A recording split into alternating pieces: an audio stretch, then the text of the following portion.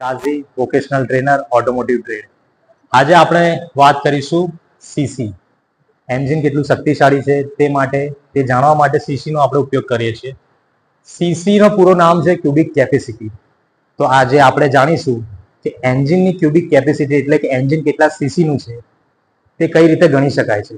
એના પહેલા સૌથી પહેલા આપણે જાણવું પડશે અમુક ટર્મ્સ જે આપણે શીખી લઈએ જે એન્જિનની સીસી ની ગણતરી માટે જરૂરી છે.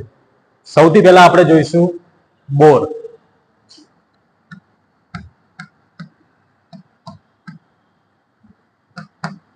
બોર શું છે? બોર એ આ જે સિલિન્ડર છે તે સિલિન્ડરનું ડાયામીટર છે.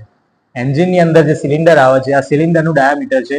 સિલિન્ડરના ડાયામીટરને આપણે કહીએ છીએ બોર.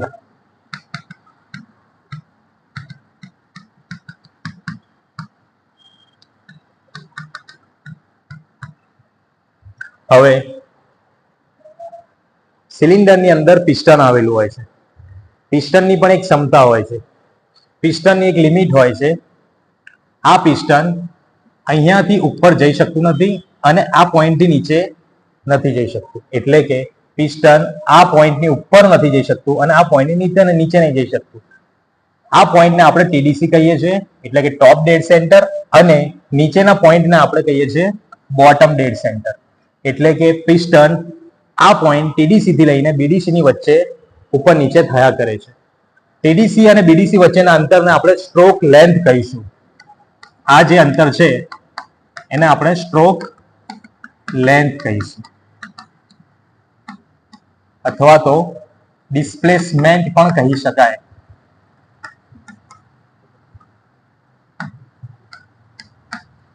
એન્જિનના સીસી ગણવા માટે ફક્ત આપણને આ બે ટર્મની જરૂર હતી. એક તો છે બોર અને બીજું છે સ્ટ્રોક લેન્થ. હવે એન્જિનના સીસી ગણવા માટેનું સૂત્ર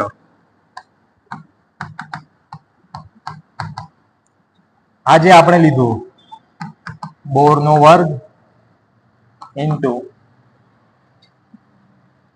સ્ટ્રોક ઇન્ટુ કેટલા એન્જિનમાં કેટલા સિલિન્ડર છે એની સંખ્યા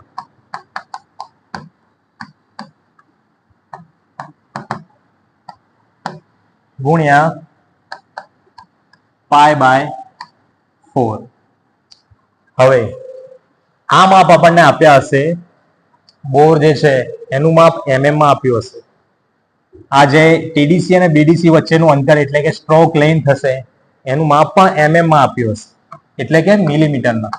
પરંતુ જ્યારે આપણે ગણતરી કરીએ છીએ ત્યારે તે માપ આપણે સેન્ટીમીટરમાં કન્વર્ટ કરીને લઈશું. હવે ધારો કે બોર જે છે એ 30 mm છે એટલે કે સિલિન્ડરનો ડાયામીટર 30 mm છે. એને સેન્ટીમીટરમાં કન્વર્ટ કરીએ તો 3 સેન્ટીમીટર થાય છે. એ જ રીતે સ્ટ્રોક લેન્થ એટલે કે બીડીસી થી ટીડીસી વચ્ચેનું અંતર ધારો કે 80 mm છે. એને સેન્ટીમીટરમાં કન્વર્ટ કરીએ શું થાય છે? 8 સેન્ટીમીટર. હવે આ વેલ્યુ આપણે અહીંયા મૂકી દઈએ. બોર એટલે કે 3/2 ગુણ્યા સ્ટ્રોક લેન્થ કેટલી છે આપણી? 8 સેન્ટીમીટર.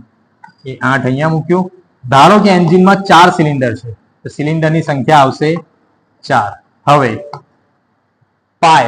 પાઈની વેલ્યુ આપણા માટે છે 3.14 ભાગ્યા 4. આ 4 જશે એટલે કે 9 ગુણ્યા 8 ગુણ્યા 3.14. જવાબ આવશે 226.08 સીસી. આ રીતે આપણે એન્જિન કેટલા સીસી નું છે તે જાણી શકીએ છીએ. સીસી નું બીજું નામ ક્યુબિક સેન્ટીમીટર પણ છે અને સેન્ટીમીટર ક્યુબ પણ છે. સીસી ગણવા માટેની બીજી રીત આપણે બીજા વિડીયોમાં જાણીશું. Thank you.